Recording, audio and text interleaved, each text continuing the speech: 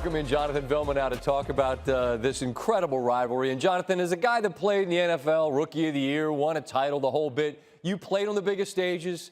And I'm curious, though, if anything ever felt like Miami, Florida State felt when you were playing in that rivalry. Nothing ever felt like Miami, Florida State. And, you know, being in the Super Bowl, being a national championship, that was, you know, more business-like. You stay focused in, locked in on your assignment and understanding the game plan. Miami, Florida State, there were emotions involved. This was, you know, throw away the playbook. This was about me beating that man. I got to beat that man across from me because this is bragging rights for the next year until we do it all over again. Fortunately, I never lost any of those games, so I make sure I always let everyone know that I never lost against Florida State, but the rivalry was great. How do you not allow it to become something that gets in the way of allowing you to perform rather than propelling your performance on, if you follow me? This wasn't a time where you needed to hype us up. We're already hyped. Where our emotions are up. It was always a matter of the coaches doing a great job of trying to keep us level-headed, keep us cool, because they knew our blood was boiling already. Our emotions are running high. We're ready to go. So you just need to keep it simple for us. I've heard so many descriptions of it, Jonathan, whether it's about if they didn't recruit you as hard or you didn't think the guy, because you knew him from high school, was as good as you, or you thought they were country club types, or whatever it was. Like,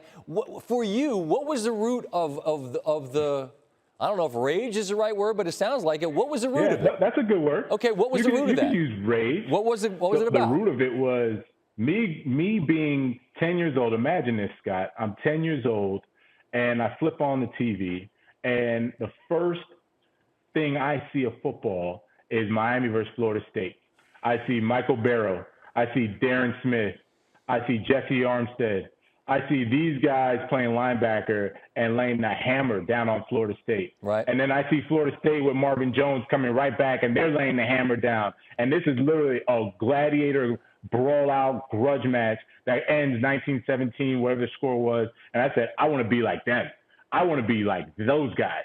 So as they were playing those games, I was living those games as a 10-year-old. And then every year I grew up, I felt like I was playing in those games. So when I finally got my chance, oh, man, it was nothing like it. It was already in me. Rage is a perfect word because the hatred that I saw on the field when those guys played against each other, I wanted to play just like that, and I wanted to take it to Florida State just the same way. Well, you did. And my guy Stanford Steve was telling me about, and maybe it was a podcast, I don't know. You were having a conversation with some of the guys about you almost got that kick, like you, and there's a great picture of it where you did. Okay, but I mean, now the way I heard the story told, they're like, that was a good angle. You weren't that close to it. You're telling me you were close to it? No. They're just haters. No, let me tell you the story. I get the last word here. Let me tell you the story. Okay. So, you know, they're you know, getting ready to kick the field goal, and I'm telling my teammates, listen, he's either going to miss it or I'm going to block it. And I was dead serious. Like, he's either going to miss it or I'm going to block it. There was never a thought that he was going to make this kick. So I had a 38-inch vertical somewhere around there. And I was like, if I go and time this up right, you know, I'm going to be able to block the kick. So sure enough, I'm waiting. They snap the ball. I go and jump, and I can feel the ball literally like I'm up, and you see I'm up with two hands. I could feel the ball go to the right of me. So I didn't even have to wait for the crowd. As soon as I landed, I was like, oh, yeah, he missed it. I didn't even turn around to see if he missed it or not. I knew he missed it because I was like, if he hit it on target, it would at least like gone through me or through my hands or something like that. So don't listen to any of my teammates. DJ Williams is a hater.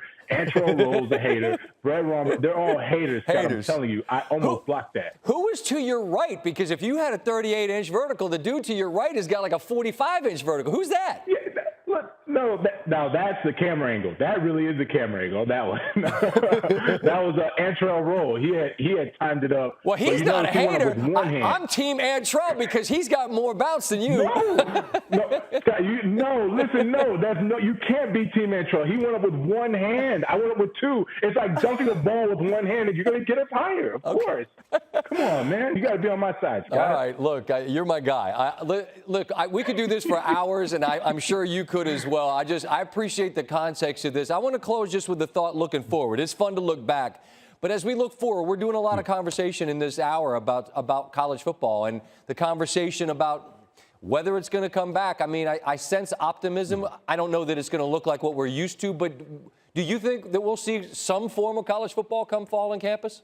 We will see some form of college football on the campus. Because right now in the South, you're talking about the Alabamas of the world that are dead set on playing, and they're finding every which way to get it done. Then you go out west to California, where they've done everything to protect the families and said, forget sports. It's bigger than sports right now.